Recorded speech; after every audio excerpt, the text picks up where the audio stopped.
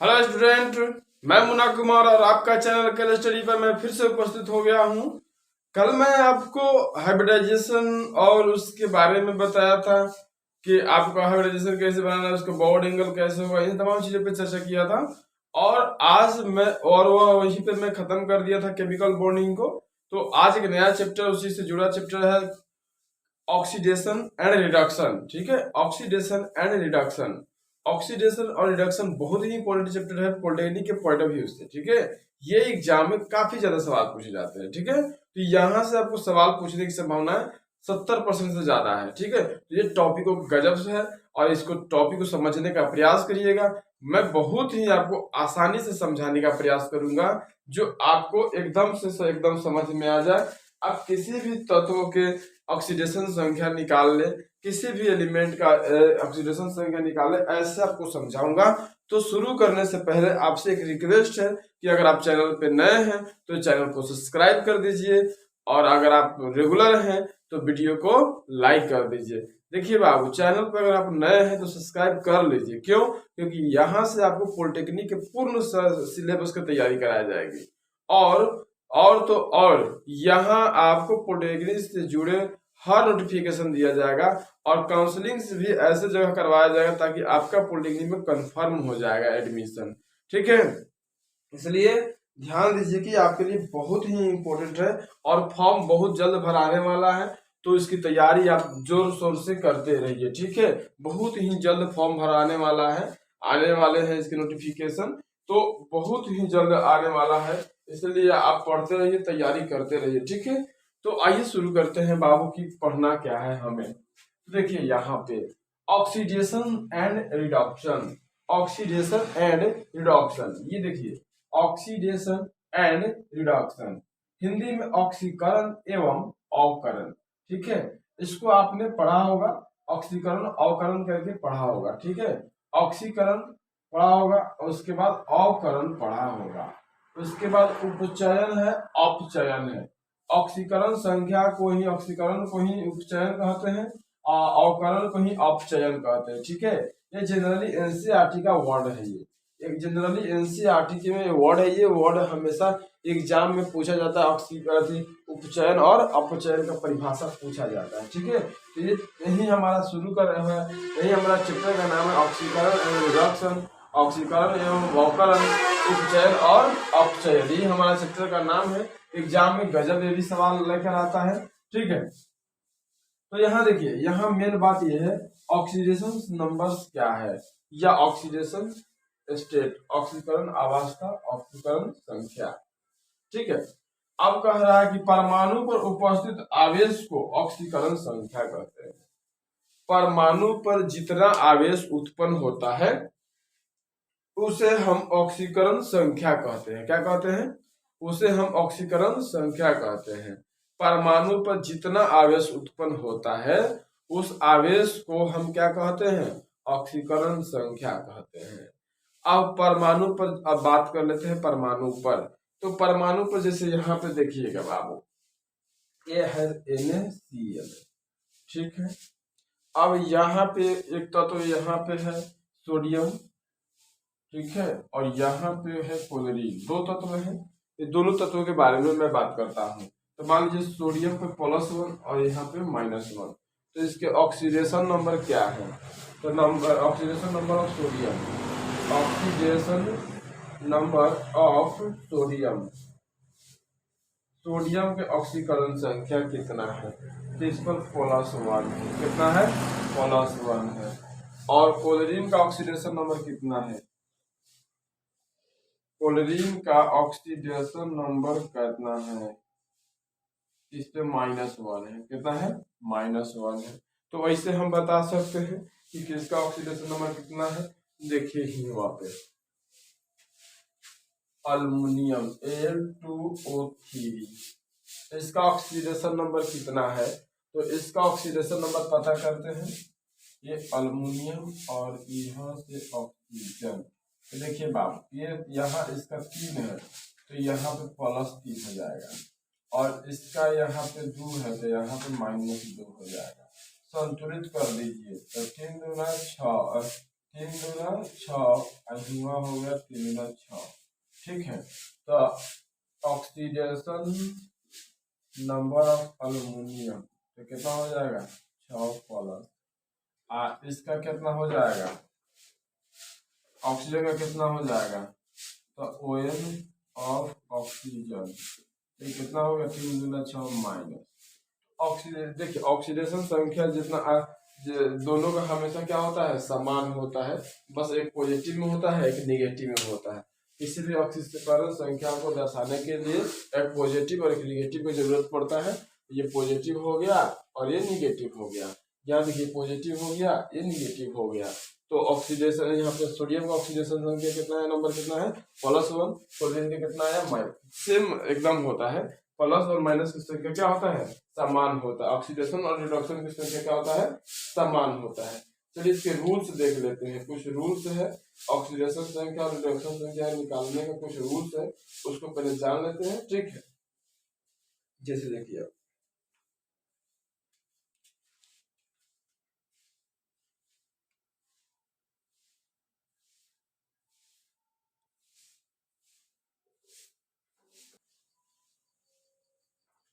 अब oxidation number निकालने के लिए मैंने एक रूल लिखा हूँ यहाँ पे। ठीक है, रूल नंबर 1 कह रहा है कि यौगिक में तत्वों के परमाणुओं के ऑक्सीकरण संख्या को हम का योगफल हमेशा शून्य होता है। अगर योगफल शून्य होता है, अगर आप किसी यौगिक का ऑक्सीकरणों का योग लिखते हैं तो उसका योगफल क्या आएगा 0 आएगा। क्यों 0 आएगा? क्योंकि धनात्मक की संख्या भी समान होता है और ऋणात्मक की संख्या भी समान होता है। तो धनात्मक और ऋणात्मक को जोड़ने पर क्या आता है 0 आएगा कि नहीं आएगा। तो यही हमने अभी आपको बताया था। जैसे देखिए अभी आपको हमें बताया क्या, जैसे अभी मैंने आपको बताया Al2O3, तो यहाँ मैंने अभी इसका +6 और इसका -6 लिखा था। अगर मैं +6 और -6 को ऐड करूँ तो क्या आएगा 0 ही तो आएगा। इसलिए कह रहा है यौगिक के तत्वों के परमाणुओं के ऑक्सीकरण संख्या का योगफल क्या होता है 0 होता है। जिसके लिए एक समीकरण दिया है mx + my बराबर 0 होता है। अब m क्या है तो डिफरेंट एटम्स है। डिफरेंट m और n क्या है ये डिफरेंट एटम है, मतलब अलग अलग प्रकार के कथी है परमाणु है। m और n क्या है अलग अलग परमाणु है। x और y क्या है x और y डिफरेंट चार्ज है, डिफरेंट आवेश है। अलग अलग तत्वों पर अलग अलग उपस्थित क्या है आवेश है ये। ठीक है, जैसे मान लीजिए हम यहाँ पे Al2O3 की बात करते हैं, Al2O3 की बात करते हैं तो नंबर ऑफ यहाँ देखिएगा m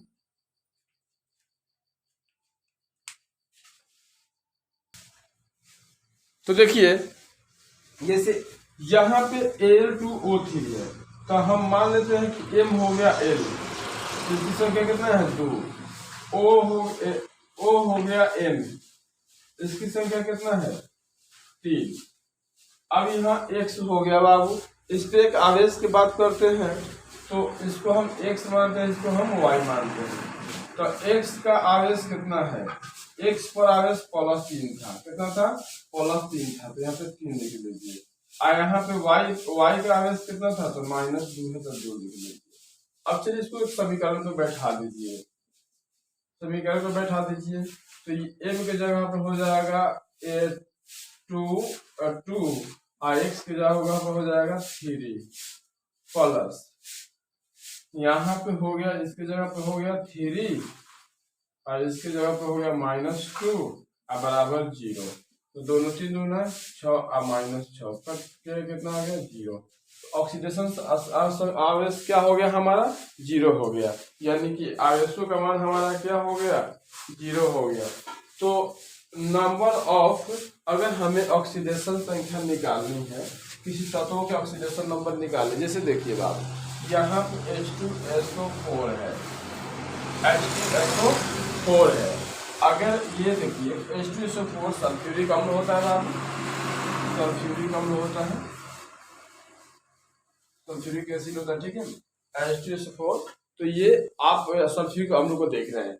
अब यहाँ से आपको इस अंडरलाइन किया हुआ है इसको, जिसको मतलब बताया पूछा जाए उसको आपको ऑक्सीडेशन नंबर निकालना है तो अगर एस का ऑक्सीडेशन नंबर आपसे पूछा जा रहा है, एस का ऑक्सीडेशन नंबर कैसे निकालोगे कि सल्फर का ऑक्सीडेशन नंबर क्या होगा, तो कैसे पता करोगे? जैसे देखो, अब इसको मान लो एक्स, इसको मान लो एक्स, इसको वाई, इसको जेड, ठीक है।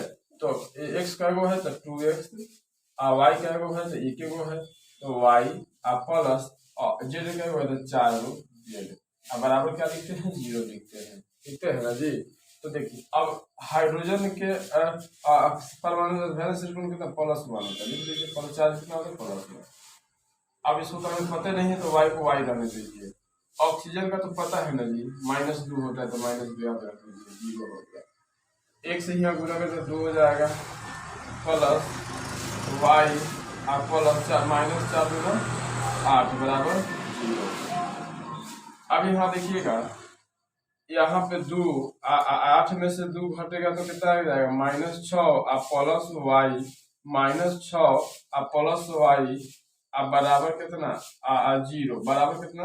0। तो ये y उधर जाएगा तो क्या हो जाएगा? माइनस माइनस प्लस हो जाएगा, तो यहाँ पे हो जाएगा प्लस, यानी कि हमारा सल्फर का ऑक्सीडेशन नंबर कितना आया? +6 आया।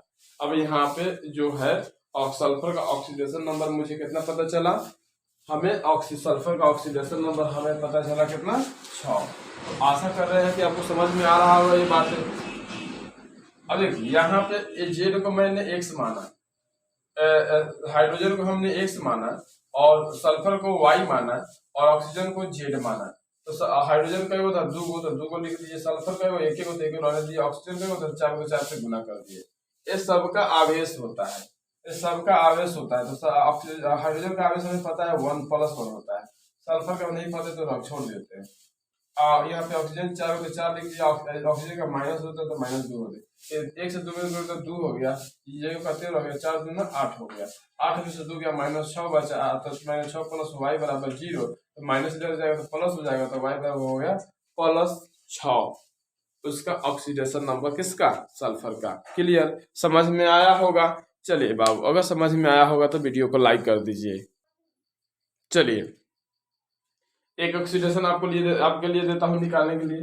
चलिए, यहाँ पे HNO3 है। चलिए, वीडियो को पॉज करिए, थोड़ा सा रोकिए और इसको बनाइए, वीडियो को रोकिए, ठीक है। चलिए, बना लिए, देखते हैं। यहाँ देखो, अब ये नाइट्रोजन हो गया। अब आप इसको निकालना था, तो इसको x मान लीजिए, इसको y मान लीजिए, और इसको 3 हुए तो 3z मान लीजिए, अब बराबर 0 हो जाएगा। अब आपको नाइट्रोजन के निकाले, तो यहाँ पे हाइड्रोजन इसका तो पता है +1 होता है, वाई को पता नहीं है हमें, छोड़ दीजिए। जेड हमें पता है -2 होता है, यहाँ पे 3 है, बराबर 0, तब +1 प्लस वाई, 3 दूना 6 हो गया, -6 बराबर 0। अब यहाँ से +1 में से वो खत्म हो जाएगा, तब -5 बचेगा, बराबर 0। तो y बराबर क्या हो गया? +5। यानी कि नाइट्रोजन का ऑक्सीडेशन नंबर कितना हो गया? +5 हो गया। नाइट्रोजन का ऑक्सीडेशन नंबर कितना हो गया? +5 हो गया। नाइट्रोजन का ऑक्सीडेशन नंबर आपने देखा कैसे हो गया? +5 हो गया। अभी एग्जाम के पॉइंट ऑफ व्यू से काफी अच्छा सवाल है ये, इतना सुंदर सवाल है बाबू की मत। और एक ऑक्सीडेशन नंबर तो पक्का रहता है बाबू, ठीक है, एक ऑक्सीडेशन संख्या तो पक्का रहता है। यहाँ पे देखिए, K2Cr2O7, K2Cr2O7, K2Cr2O7 में Cr क्या है? यहाँ पे क्रोमियम है, K2 क्या है? पोटेशियम है, O क्या है? ऑक्सीजन है। अब इसका ऑक्सीडेशन नंबर आपको निकालनी है। चलिए, वीडियो को पॉज करिए और निकालिए, ठीक है। चलिए, आपने निकाल लिया होगा। चलिए, देखो, अब यहाँ पे हो जाएगा क्या? तो पहले इसको मानना है 2x, इसको x y z, इसको 2x मान लीजिए, ये भी 2 है तो 2y हो जाएगा, ये 7z हो जाएगा। अब बराबर क्या लिखना है? 0, क्योंकि हमें पूरा हम पता है कि पूरा को जोड़ेंगे तो हमारा क्या मान आएगा? 0 आएगा। चलिए, तो हीमा देखिए, पोटेशियम में प्लस चार्ज होता है, +1 होता है, हो गया। क्रोमियम को नहीं करता है, छोड़ दीजिए। 7, ऑक्सीजन को तो पता है ना 2 होता है 0, तो यहाँ पे +2 2y और माइनस -14 बराबर 0। ठीक है, तो ये 2 में से 14 में से 2 जाएगा तो कितना बचेगा 2y माइनस 12 बराबर 0। तो 2y बराबर 12, तो 6 दूना 12, y का मान आ गया +6 के लिए। तो यानी कि क्रोमियम का ऑक्सीडेशन नंबर कितना आया +6। क्रोमियम का ऑक्सीडेशन नंबर कितना आया +6। आशा करते कि आपको समझ में आ रहा होगा बाबू। ठीक है, और समझ में आ रहा हो तो इससे बड़ा कोई समझ नहीं होता है। ठीक है, क्योंकि समझ जाना ही सबसे बड़ा समझदारी होता है। अगर आप किसी को समझा रहे हैं नहीं समझ पा रहे तो आप खुद समझ जाओ, है कि नहीं, क्योंकि यही सबसे बड़ी समझदारी होती है कि आप समझ गए। ठीक है, ये अब आसान है बाबू। जैसे आपको होमवर्क कुछ दे रहे हैं ताकि आप लोग घर से बनाकर मुझे व्हाट्सएप पे मैसेज कर सकते हैं या फिर ग्रुप में मैसेज कर सकते हैं, या फिर अगर आप मेरे व्हाट्सएप नंबर आपके पास है तो उससे भी जुड़ सकते हैं। ठीक है, चलिए बाबू देखिए ऑक्सीडेशन नंबर निकालने की जो तरीका थी आपने आसानी से सीखा। चलिए बाबू अब हम ऑक्सीडेशन नंबर कैसे निकालते हैं, अब किसी भी तत्व का ऑक्सीडेशन नंबर हम कैसे पता करेंगे इसके बारे में आपको बताते हैं। किसी भी तत्व का ऑक्सीडेशन नंबर, अब हम बात कर लेते हैं ऑक्सीडेशन नंबर को इलेक्ट्रोनेगेटिविटी के आधार पे। इलेक्ट्रोनेगेटिविटी के आधार पे जैसे मैंने आपको केमिकल बॉन्डिंग में विद्युत ऋणात्मकता के बारे में बताया था, जैसे ई बर्कल फ्लोरीन, जैसे देखिए ई बर्कल फ्लोरीन। ठीक है, ई बर्कल फ्लोरीन, ई बर्कल फ्लोरीन। ठीक है, 4 तत्व हैं। यहाँ से इलेक्ट्रोनेगेटिविटी इधर बढ़ने पर बढ़ता है। सबसे कम इलेक्ट्रोनेगेटिविटी यहाँ पे इस सीरीज में आयोडीन का है और सबसे ज्यादा इलेक्ट्रोनेगेटिविटी हमारा फ्लोरीन का है। तो ई बर्कल फ्लोरीन। ठीक है, तो फ्लोरीन का अगर पता है आपको कि इलेक्ट्रोनेगेटिविटी सबसे ज्यादा इसका होता है, सीजियम का सबसे कम होता है बाबू। मैं लोएस्ट सीजियम को बताया था, इसमें आयोडीन नहीं रखे थे, लेकिन एक सीरीज है जैसे हम लोग ये जो होता है 7A के ग्रुप में मैं बताया था कि फ्रूटी कलबरियात में आता है और एलिगेट के रूप में देखे तो इधर से ई बर्कल फ्लोरीन। तो सबसे ज्यादा इलेक्ट्रोनेगेटिविटी होता है फ्लोरीन का। ठीक है, सबसे ज्यादा। यहाँ पे आप देख सकते हैं इंक्रीजन ऑफ इलेक्ट्रोनेगेटिविटी, इलेक्ट्रोनेगेटिविटी इंक्रीजेज, मतलब ये अधिक होता है। ठीक है, इंक्रीजेज होता है, बढ़ता है, इधर से इधर बढ़िएगा तो इसका इलेक्ट्रोनेगेटिविटी क्या होता है बढ़ता है। चलिए, तो अब ये तो फ्लोरीन का सबसे ज्यादा इलेक्ट्रोनेगेटिविटी हो गया। तो ICl, ICl हमें आई को चाहिए, क्या चाहिए आई को चाहिए, आई चाहिए तो कोई एगो पॉजिटिव एगो रह जाते हैं। ठीक है, तो देखिए तो x आप प्लस वाई बराबर कर 0 मान लेंगे। इसका मान मुझे पता नहीं, छोड़ देंगे, इसका मान तो पता है ना, तो यहाँ माइनस लगाते हैं 0, एक्स बराबर माइनस हो गया प्लस, यानी कि यूं कहें तो हमें तो आयोडीन का ऑक्सीडेशन नंबर कितना आया +1 आया। अब सुनिए बाबू, आयोडीन का